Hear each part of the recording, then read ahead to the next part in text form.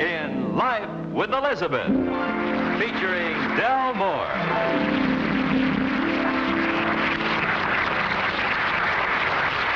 Incident number 1 in the life of Elizabeth occurred when she went to the drugstore.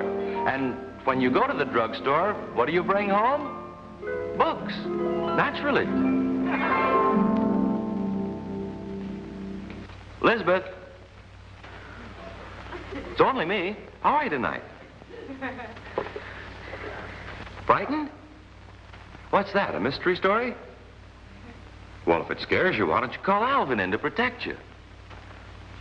Alvin? Hi, honey, did you call me? Why don't you read in here with me, darling? Because I'm reading a very good mystery story, and you have a nasty little habit of interrupting while I'm trying to concentrate. I won't talk, unless I want you to explain something to me. You're so smart. Have you noticed that too, dear? Oh,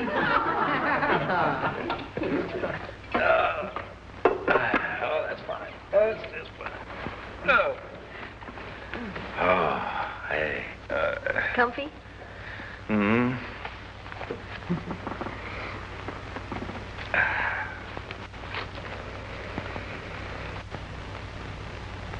Alvin, these stories are so horrible.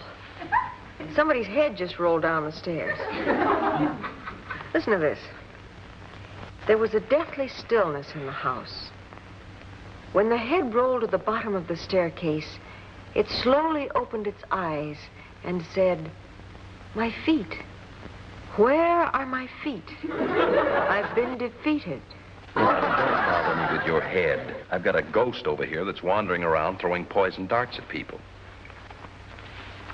Oh. What's the matter, another head?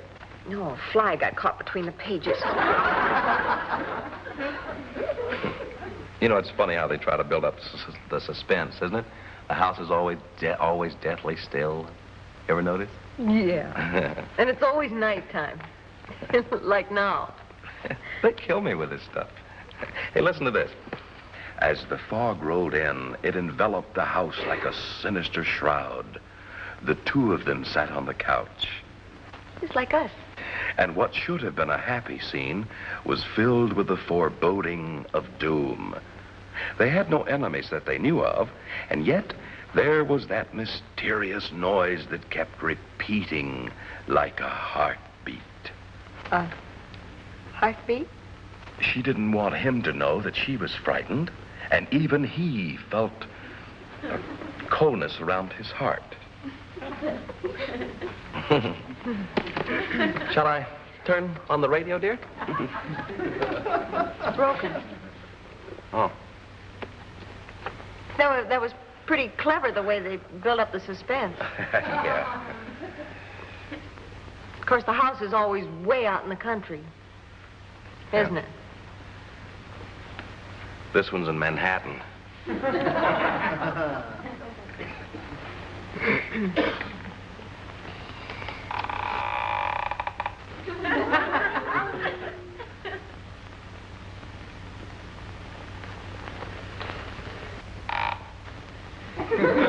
What was that? Crickets. Big ones. Oh, honey, now take it easy. Go on and read your book.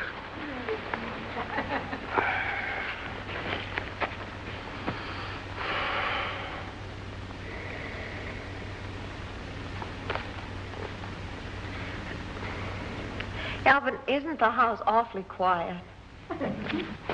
Elizabeth, it's supposed to be quiet. It's late.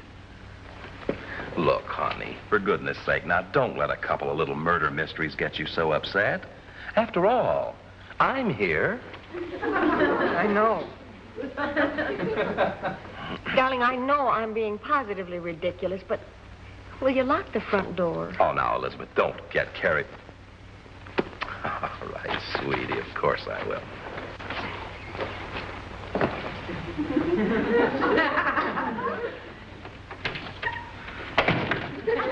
Is it foggy?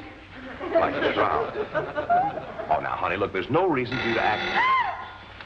Elizabeth, don't... It's just the telephone. Answer it. Hello? Charlie, Hello? Hello? Helen, there's nobody on the line. Well, it's just one of those things. Probably my girlfriend. I always tell her if a woman answers, hang up. Hang up. Now, isn't that silly? Here we are both getting all nervous about a couple of mystery stories. Yeah. Now, let's just forget it. Yeah, that's sure. Go on, read your book.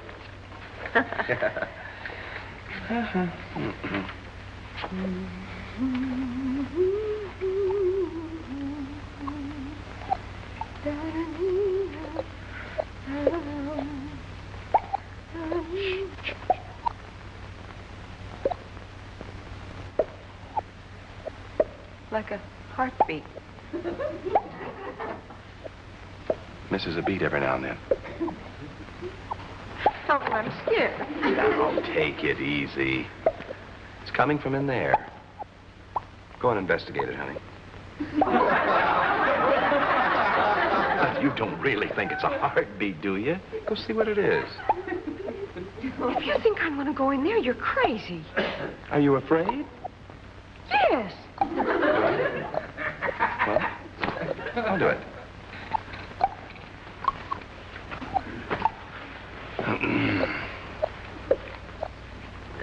This way, Alvin. Oh. Getting a little louder. Mm-hmm.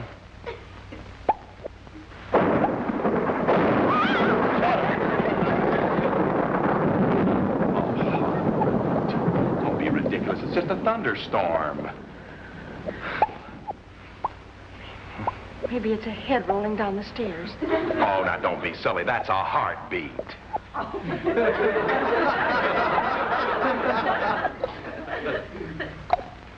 Coming from in there. I know. Just slow it.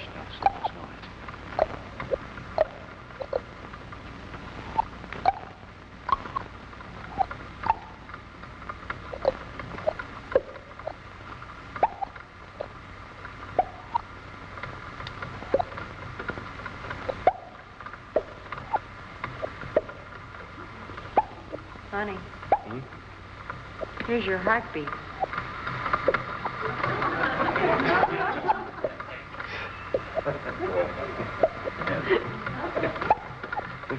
I shall leave you at this point, Elizabeth. Why? I'll go get the cups and serve the coffee. Elizabeth, you're a sissy. Aren't you ashamed? Thank you very much, ladies and gentlemen. Thank you. And in just a moment, we'll bring you incident number 2 in Life with Elizabeth. Incident number 2 in the life of Elizabeth involves another Sunday afternoon on the front porch watching the neighbors. I believe you've already met Mrs. Skinridge, who lives next door. But I wonder if you know that a new neighbor has just moved in across the street. Of course, there's nothing unusual in that, except that Mr. Jack Boniface just happens to be very tall, very handsome, and very apt to make a husband jealous. I'm whittling and whistling all day long. I'm whistling and whistling all day long. Now, the lunch dishes are all done. We can just kind of... Well, howdy, partner. Mind having a set a spell? No, I don't, ma'am. Pull up a chair and set us down. Thank you kindly. Oh, I can't spell very good, but I sure can set. I'm one of the early settlers myself. Oh, it's a nice view out here. Mighty clear picture. Yep. Trouble is, there's only one channel. Yeah, but look at the size of the screen. You're a real character. Honey, say hello to Mrs. Skinridge. Oh, she got her gossipy old head over the fence again. Hello, you old bat. Alvin says, how's your cat? Please, she still owes me a cup of sugar. Well, don't look so worried, honey. She's only a neighbor. Neighbors are very important. Besides, she's a real power in the neighborhood. She can have your library card revoked just like that. Hey, aren't you the one who told me the less you have to do with your neighbors, the better off you are? Well, I may have said that once, but I've changed my mind. Why? Oh, I've just changed my mind, that's all. What are you working on? Oh, slingshot. That a beauty? I haven't seen one of these since I was a kid. Alvin, put that down. Oh, give me just one shot, honey. Look at this. Alvin, give me that slingshot. Oh, honey. All right. You're not holding it right. We need some rocks. I'll get them. They have to be roundies, no flatsies or jaggities. Here's a pebblesy.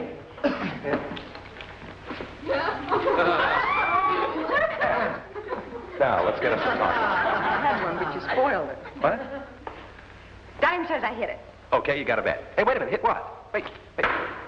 That fence. Oh, no. Pick out your target after you hit it.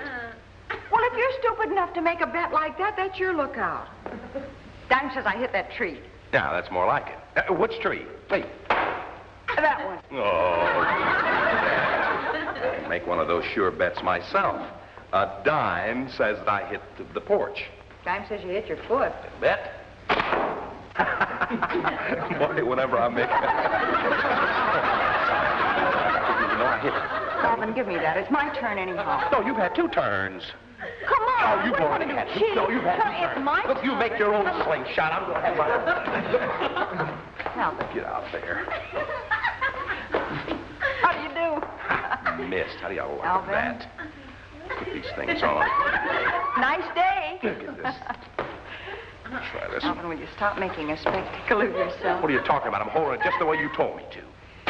Yeah, well, why don't Get you this thing going go quick. in the house? I think I hear the potatoes ringing. Phone's boiling over. What's so fascinating across the street? Nothing. It's just our new neighbor.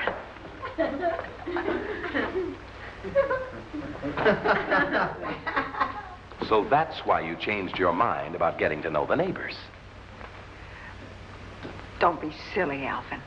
I thought it was a little strange you're acting like a lady all of a sudden. When did tall, dark, and repulsive move in? I don't know exactly. I'd guess about 11:53 yesterday morning. About 11:53. Let's talk about something else.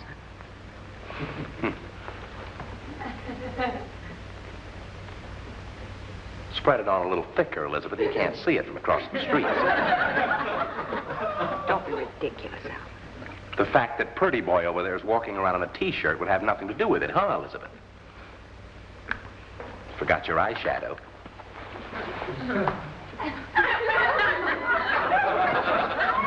Posing will get you nowhere, Elizabeth. He's washing his car.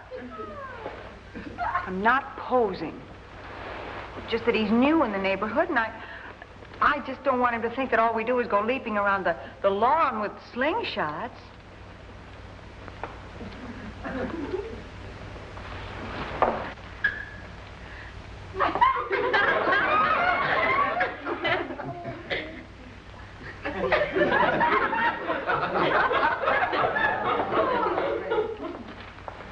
Oh, brother.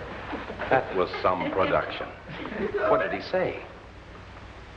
I don't know, but he said it beautifully.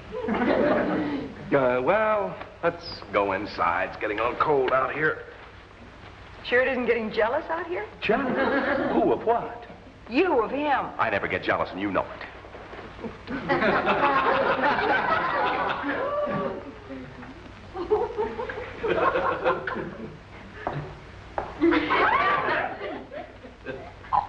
Oh, no. There's my husband. My father's a much older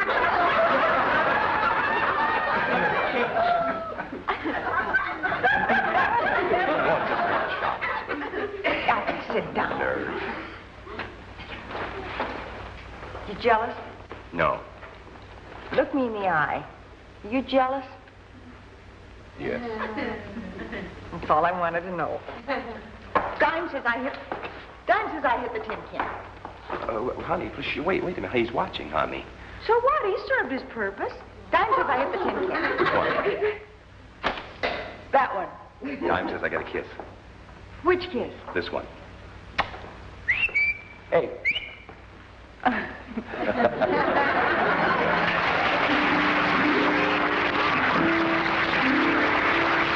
you.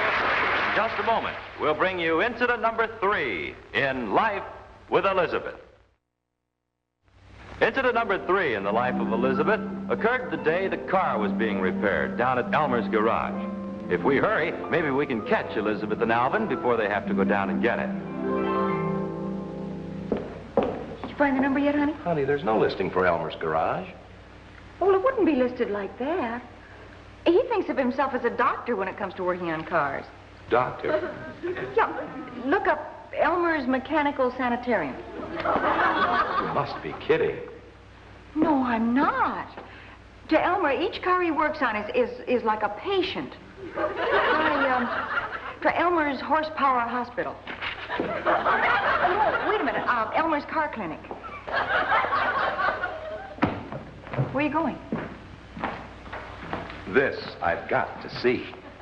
Oh, don't forget. Now, he's very sensitive. And sometimes he even cries. Yeah, he cries. Yes, I know. He does cry. Wait till I I'm get a not hold of that kidding. beat.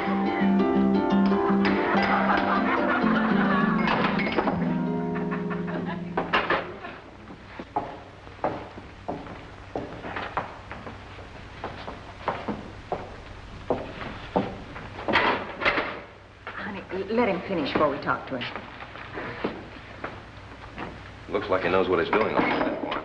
Oh, hello. Go ahead and finish, Elmer. We can wait. Oh.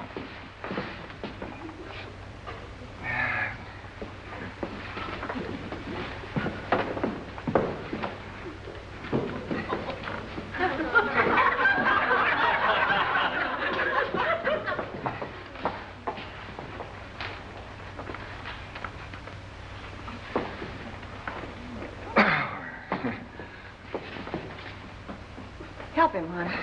Sure.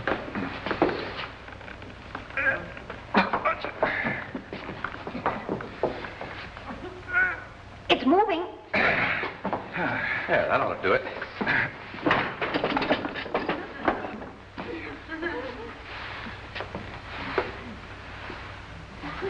Most unsanitary doctor I've ever seen. Well, look at the hospital they gave him to work in. Care for an olive? You mean this Look at the size of the can opener. Oh! Hasn't he ever heard of soap? Alvin. Elmer, this is my husband, Alvin. Oh, how do you do? How do you... Yeah, here. Looks like you struck oil. Elmer, I'll take over from here. My wife, the clown over there, brought our car in to have the horn fixed. The horn wasn't exactly broken. It was just indifferent. It didn't give a hoot. Will you please be quiet, Elizabeth? Now, look, Elmer, Look, if you'll stop popping those olives in your mouth like a machine gun, I'd like to talk to you for a minute. You know, what worries me is what's he doing with the seeds? Is the horn fixed, Elmer? Yeah, sure. Like olives.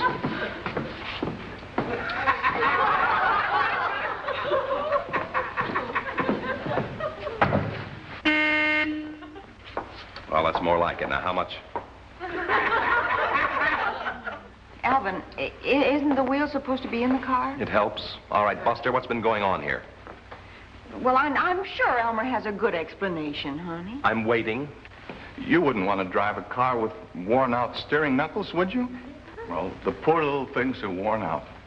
When I think of the strain that you put on their weak little bodies every time you turn this wheel, I get cold shivers up and down my spine. You see how sensitive he is? Elizabeth, I happen to know that you don't have to take the steering wheel off to get to the steering knuckles. That man is a crook. He is not. Besides, he knows more about it than you do. I doubt it. Here are the steering knuckles. Look, Elvin, they even look like knuckles. You're pinching my fingers. Oh, I'm sorry. I wondered why they had nails in them. Look, your part of this conversation is useless. Go sit in the car. I'll tend to this. No, I want to hear more about the steering knuckles. Are they important, Elmer? These little fellas saved your husband's life every day. They should have broken long ago, but they didn't. Not these little fellas. They held on with all the strength in their thin, worn-out little bodies while he twisted and turned the steering wheel to his heart's content.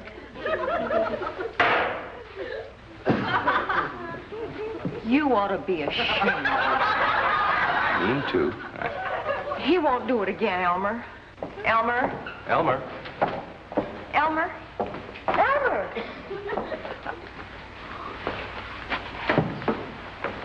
Did you find anything else wrong with the car? Just the generator. I got it here. Hey, wait a minute. This guy actually had me feeling sorry for a couple of steering knuckles. He must have had me hypnotized. Well, it happens to me every time I come in here. Alvin, do you think maybe if we don't look into his eyes, maybe he won't have any power over us? Hey, that's good. Here it is. Don't look now. Tell us about the poor little generator, Elmer. This poor little fella has to supply electricity for the entire car, all by himself. Notice the courageous little armature, all frazzled and burned through neglect. These are the brave little brushes, almost exhausted, but never faltering until lack of lubrication finally drives him to a squeaky demise. You did this? Elmer, I can't understand it. Alvin's always so good to animals. You two finish discussing it. I think I'll go sit in the car as long as it's right here. Elmer, don't tell anybody about this, will you? I'd hate for the fellas down at the office to know that I was a car beater. By the way, how's the fuel pump? The fuel pump is a gallant little mechanism which you almost destroyed by feeding it cheap gas. Cheap gas? You let me tell you something, Honey, Elmer. wait a minute, honey. Don't. Elmer's telling me about the gallant little fuel pump. What do you want me to do? Play hearts and flowers? Well, honey, what are you mad about? Ask him. Ask him how much he's going to charge us for the oil he smeared all over the upholstery. Oh, you shouldn't have done that, Elmer. That makes her awfully mad. Well, I'll clean it off for you. You keep away from it with that pirate's flag. Now, honey, you go sit down and let Elmer tell me about the gallant little fuel pump. I'm sorry, Alvin. The spell is broken. How much you going to charge us for fixing the horn and the pig's knuckles and the fuel pump? Fuel pump. Fuel pump. Well, I got the bill right here. He's got the bill. You're absolutely right, Alvin. That man's a thief. Now, honey, don't get mad because he got the upholstery a little dirty. A little dirt. Go take a look at it. It looks like midnight in a coal mine. $73.10. That's what I'm... 73. What are you doing? Well, as long as he's going to hold us up, we might as well go through the motions. She's right, Elmer. We came in here to get the horn fixed. Are you sure you have the right car? Ours is the green coupe with the white sidewalls. And no steering wheel, and the black plaid upholstery. Now, I'm sure that he has an explanation for this, Elmer. I'm waiting. Well, I had to climb in a car to fix the clock, didn't I? Oh, well, yeah, that's... The clock! Hey, wait a minute. We brought it in to have the horn Look fixed. at this. It won't work, Elmer. Do you know why it won't work? No, why? I didn't know. It won't work because you vibrated it to death. That's why. This little thing sits in the middle of your dashboard, trying to tell you what time it is. And what do? I don't know. You vibrate it to death like this. Now, Elmer, we're not going to fall for that Now, put your anymore. hands on mine. Oh, Elizabeth, this is awful. How would you like to have your mainspring kicked around like this? You two better cut that out. You're going to have butter. Elizabeth, don't be like that. Now, stop it, you two. Mile after mile, this helpless little clock gets this kind of treatment. Rough roads, corduroy roads, nasty old alleys. Well, it just didn't occur to us, that's all. Well, it's probably all my fault, Alvin. I remember the time I drove it up the railroad track? Yeah. And then all Hey. no, I didn't. Curves Hey. and white sidewall tires. Hey. Say goodbye to the people. Bye. Thank you. In just a moment, Betty White will return to say goodbye. Now here to say goodbye to you is the lovely star of our show, Betty White. Thank you, Jack. And thank you, everybody. Thank you. You know, a thing like that can get to a person after a while. I hope you have half as much fun as we do every week. And be back with us again next week, will you? In the meantime, once more, goodbye, everybody.